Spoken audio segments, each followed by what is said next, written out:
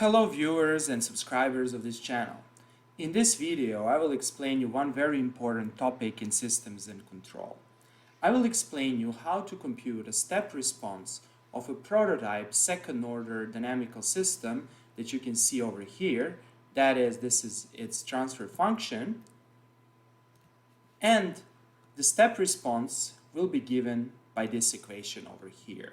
So these two equations are fundamental equations in systems and control, and many properties of dynamical systems and many control engineering tuning rules are derived by analyzing these two equations. That's why this is a very important topic in systems and control theory. Those of you who are following my channel know by now that I always create a post that nicely summarizes everything that I will explain in this video. And consequently, I created a post that thoroughly explains everything that will be said in this video. This post contains all the equations, graphs, and detailed explanations. And the link to this post is given in the description below. And before I start, I kindly ask you to press the subscribe and like buttons. Thank you very much. Okay, so let's start with the derivations.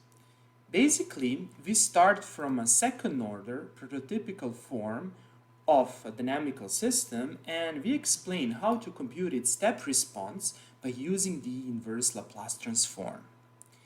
Now, the derivation analysis presented in this post are very useful for understanding the transient response of linear dynamical systems and how different parameters such as damping, natural frequency, etc. influence the transient response behavior. So the prototype second-order system is given by this transfer function that you can see over here. Here, S is the complex variable, omega n is the natural undamped frequency, its meaning will be explained later, and zeta is the damping ratio. If you have numerical values of the constants of the second-order transfer function given by the equation 1, you can always find the values of omega n and zeta. In this post, we derive the expression for the step response of the system given by the equation 1. The step response is given by the equation number 2. And as I mentioned at the beginning of this video, this equation is arguably one of the most important equations for analysis and design of control systems. First, to compute the step response of this system, we need to find the poles of this transfer function over here. And to find the poles, we basically need to compute zeros of this equation that's in the denominator of our transfer function. And using the classic formula from basic calculus, we can find the zeros, and zeros are given by this equation over here. The computed poles or zeros of basically the denominator of our transfer function have an important graphical representation that can be seen on this figure over here. So we have two poles. They're represented by basically these red crosses. Here's the first pole and here's the second pole. Now, omega n, or natural undamped frequency, is the shortest distance from the origin to the pole, actually. Then, zeta is the cosinus of the angle that this vector creates with the x-axis or with the real axis, and this angle is basically measured from over here, from the negative direction. And here we see omega. Omega is the imaginary part of the pole. It's equal to omega n multiplying the square root of 1 minus zeta. And alpha is another parameter. It's the real part of the pole, and it's equal to zeta times omega n. This graph is very useful because it can immediately tell us how the parameters zeta and omega n influence the system response. For example, if zeta is equal to 1, we basically expect a damped response of our system. On the other hand, if zeta is equal to 0, we are basically expecting to to have very oscillatory response. So if zeta is equal to 0, all of our poles will be on the imaginary axis. They will be here. And as the result, we expect that our response to a step signal will most likely be a sinusoidal response. On the other hand, if zeta is equal to 1, the poles will be on the real axis. They'll be over here and they will be equal to each other, and as the result we expect a response to have a pretty much damped response. So we expect that our step response will look like this. So again, let us summarize figure 1. Let's give interpretation of figure 1. Basically, first interpretation is that the natural undamped frequency omega n is the distance from the pole to the origin. So this is basically omega n, this distance. Then the damping ratio zeta can be interpreted as the cosinus of this angle. Then the parameter alpha is called the damping factor. This is very important, or the damping constant. And when zeta is equal to 1, the system is critically damped. So this is the critically damped system. In this case, we basically have this relation, which enables us to define the damping ratio as zeta is equal to actual damping factor divided by damping factor at critical damping. That is alpha over omega n. In the sequel, we derive an analytical expression for the step response of our system. Basically, the output of the system can be represented by the equation number 7. Here, u of s is the Laplace transform of our input. In our case, our input for the step response analysis is a Heaviside or unit step function. It looks somehow like this. This is t, this is h of s, and basically actually h of t, and the Laplace transform of this function is 1 over s. So we plug 1 over s over here, and we need to compute the inverse Laplace transform of this function. We will use a partial fraction expansion to compute the response. Basically, the main idea of the partial fraction expansion is to decompose this function 8 into a sum of elementary functions for which we know how to compute inverse Laplace transform. Now, how to do that? Well, we first need to compute basically the zeros of this denominator, and the zeros of the denominators are basically our poles.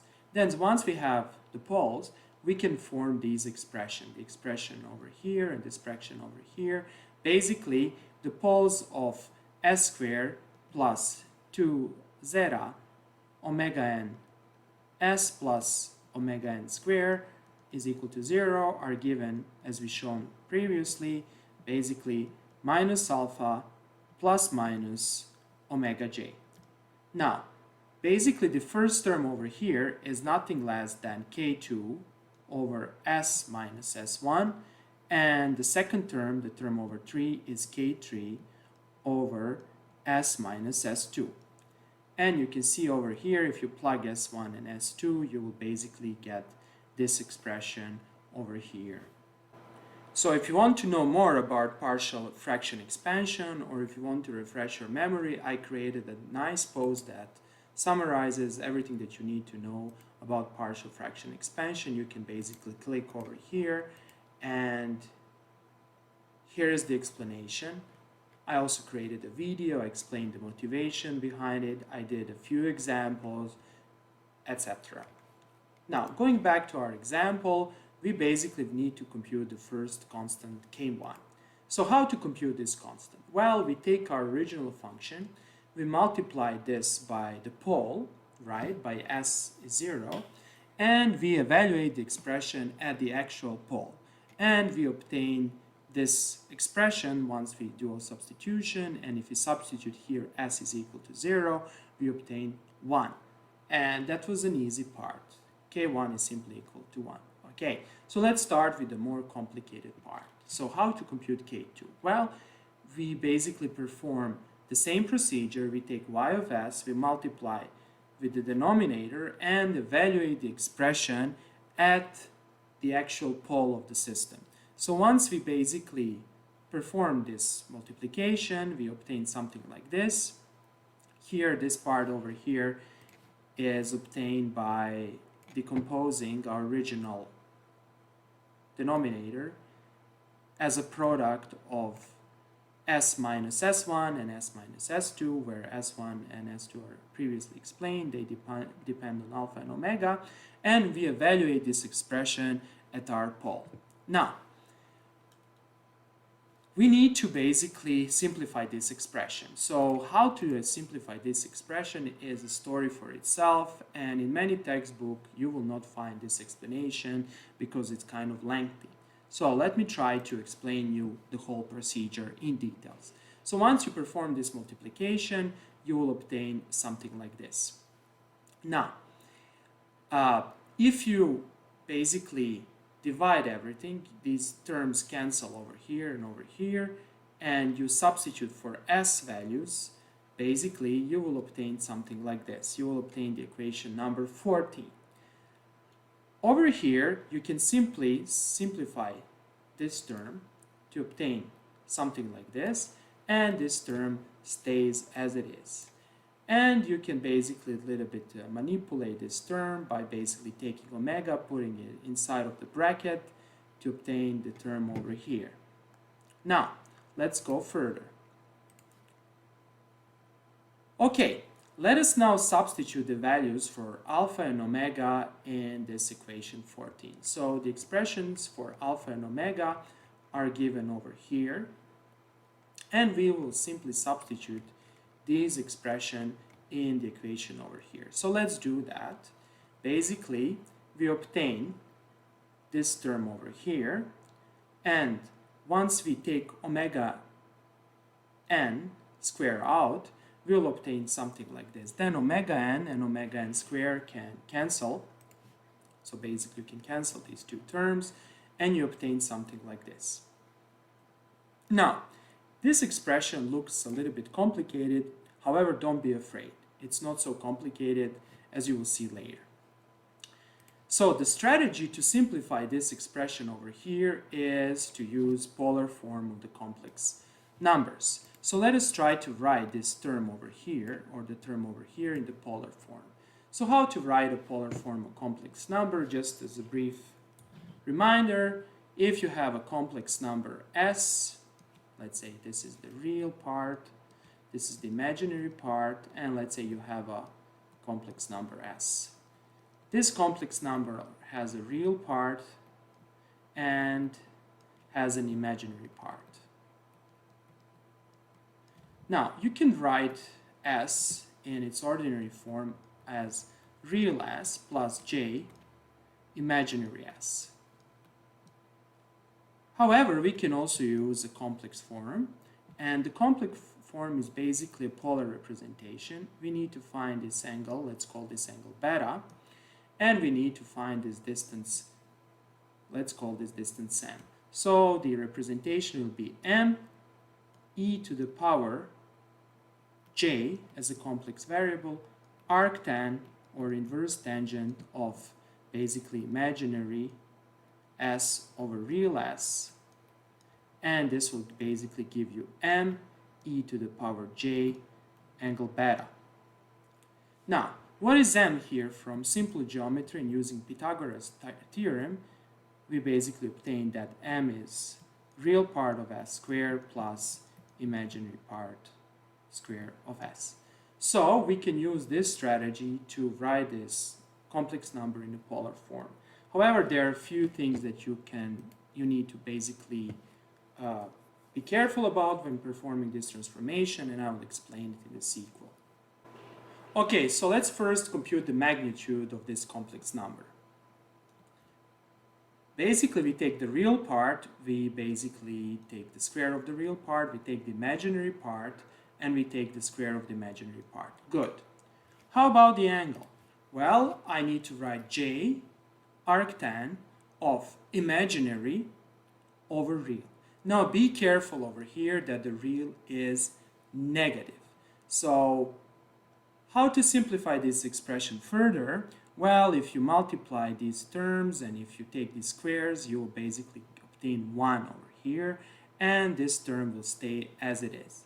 Now, let us multiply both numerator and denominator of this expression inside of arctan by omega n. Okay? And let's see what we got. We got something that looks like this. And believe it or not, the expression in the numerator is our omega. That's the omega from the beginning of our video. And the expression in the denominator is basically minus alpha. And alpha is also the expression given at the beginning of this video. That is, omega is the imaginary part of our pole, and alpha is a real part of our pole. That is, minus alpha is real part of our pole. So let's go back to our figure over here. Basically, we need to compute the arctan of this angle over here. And this angle will be called phi in this video. However, phi is nothing less than pi minus theta.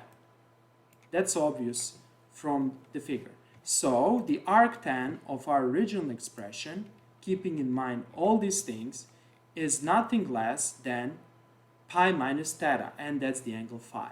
So if you substitute these expression, that is 17 into 16, we obtain that this complex looking number is nothing less than 1 times a to the j phi, where phi is pi minus theta.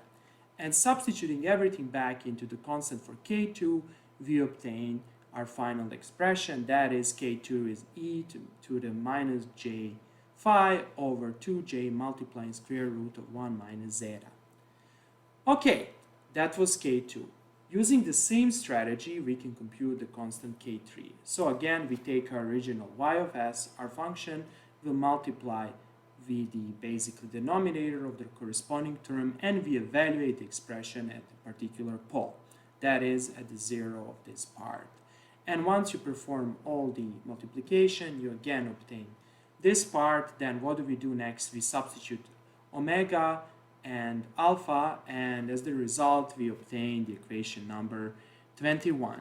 So the equation 21 needs to be transformed again into the polar form, and by using the previously explained polar transformation, we obtain something like this. We obtain this. Now, taking into account that phi is pi minus theta, we can basically use this expression and we can substitute here for theta to obtain phi, and by basically expanding this term e to the power j multiplying pi plus phi into two terms, we'll obtain basically this expression. Why? Because e to the minus j pi is actually minus 1, and this is the result. Now, putting all the pieces together into the y of s, we have our partial fraction expansion, and here it is. Now, we know to compute inverse Laplace transform of 1 over s. That's simply 1. How about this term over here? Well, this is a constant and it doesn't depend on s. Don't worry about the complex number over here.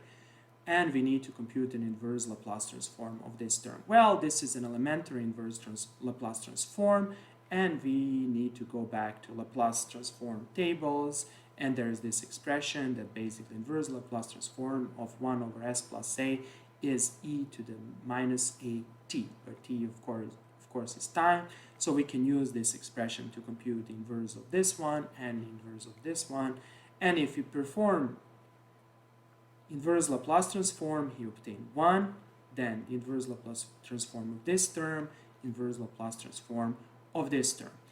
Now we can manipulate these two expressions, and we can take e to the minus alpha t out, and then we can take this common element out of the brackets and multiply these two expressions to obtain something that looks like this. Now, what do we don't like about this expression is that we have j. We have imaginary units. And let's try to get rid of this imaginary unit. So how to get rid of this imaginary unit? Well, if you remember basic calculus, or if you took a class on complex numbers, you will remember this derivation. So if you expand e to the j beta, where beta is an arbitrary angle, we obtain that this is cosinus beta plus j sinus beta, and if you expand this part, we obtain basically that is cosinus beta minus j sinus beta. And here we have a minus sign, and we divide everything by 2j. If you now work out this expression, you will obtain that this is sinus beta for some angle beta. So this whole term will be equal to sinus of omega t minus phi. Okay, that's very good. How to perform further? What to do next? Well, we can basically substitute phi by pi minus theta, and once we perform this transform, we will obtain something like this. Now, going back to basic trigonometry, sinus of some angle beta minus pi is minus sinus beta. So using this expression, substituting the original expression, we obtain the equation 30. Okay, and then theta is nothing less than inverse cosinus of zeta, and substituting for omega and substituting for alpha, we obtain our final expression 31. So this is our final expression. We finally arrived at the expression 31.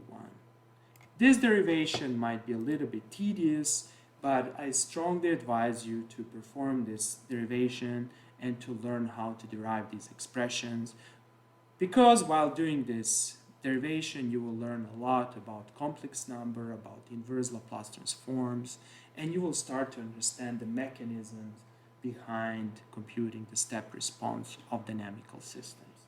That will be all for today. I hope that you like this video. If you like the videos I create, please support and subscribe to my channel. Thank you very much and have a nice day.